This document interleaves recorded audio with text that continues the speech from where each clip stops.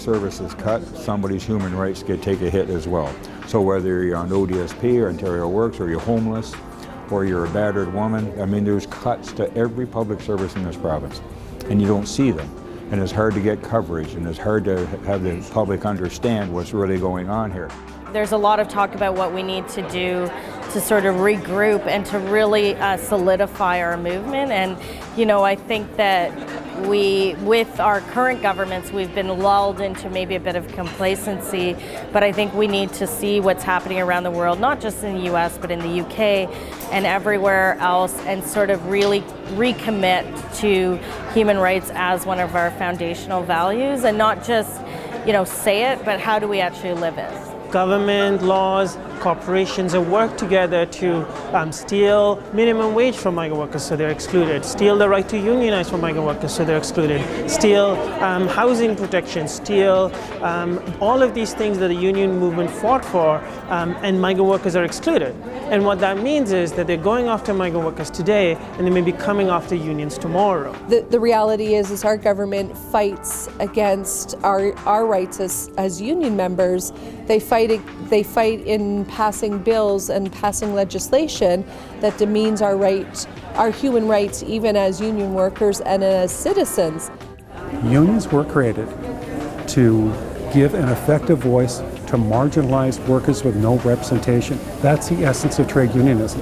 And so as time goes on, and the struggle, because it is a struggle, evolves, that's when, in order for us to remain successful and relevant, we must reach out to those people that were us when the trade union movement started a couple hundred years ago. That's our future. Now I really see how much mergers costing. Say we get fired? Nah, not costing. United cells between the brain and the bronze, solidarity forever until your breath is gone. All in together, sister brothers sing the song. The union is the union, union makes it strong. When I say union, y'all say strong. Union, strong. Union, strong. When I say socialist, y'all say hip hop. Socialist, hip hop. Socialist, hip hop. There's a big difference between what's the reality out there about immigrants and refugees here in Canada and the misconception.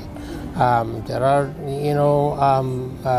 myths out there that, refugees and immigrants take over jobs. No matter what country you are in, is the most challenging thing in life that refugees and immigrants go through. People don't understand that, like in my case, I came here by myself. My entire family to this day are still in Malta. So I didn't know people. I had no one to speak my mother tongue to.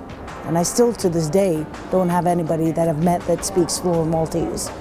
There's no way at our current birth rate we can uphold probably what is the greatest healthcare system in the world. We need new immigrants coming in, raising families, taking jobs, paying taxes to sustain our systems. So when someone says, oh, well, immigrants are really bad for our economy, no, immigrants help our economy. Obviously, I'm a racialized Black woman living in Ontario, born and raised in Canada, and not always feeling or made to feel like I belong, despite being born and raised here, it can be tough. Yeah. Instead of dwelling or dealing with my own struggles, that maybe I could give back. And even with my whole family status of, I have my kids that are growing up in this society, to truly show to them.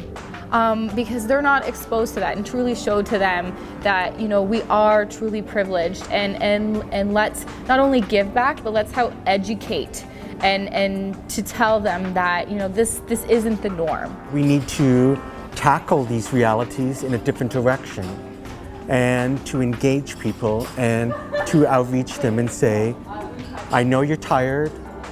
It's a constant battle, but the battle has to be fought. So I think this is awesome, but I think, what's next is the question I also ask, and I think what's next is actually feeling safe and brave enough to address the issues in the workplace. So I think that is just about, equipping people slowly with the tools and the language and the confidence to address any of these human rights issues that affect all of us in OPSEU.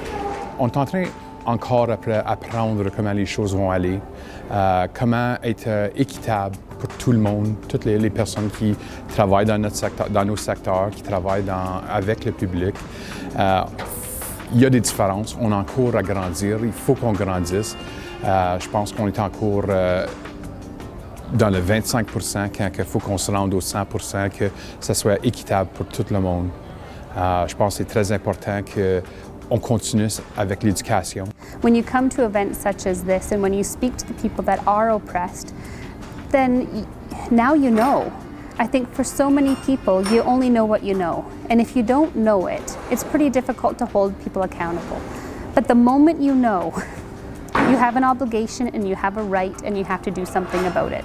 It's kind of an eye-opening experience, and it's really interesting how the speakers talk about a lot of different things, and it's actually about awareness. So now I have acquired some knowledge, and just simply think, the best thing is whenever you see, speak up. There has to be that understanding of respect that we all deserve our dignity and we all deserve to have our rights respected. OPSEU is a leader in that and making sure that the message gets out.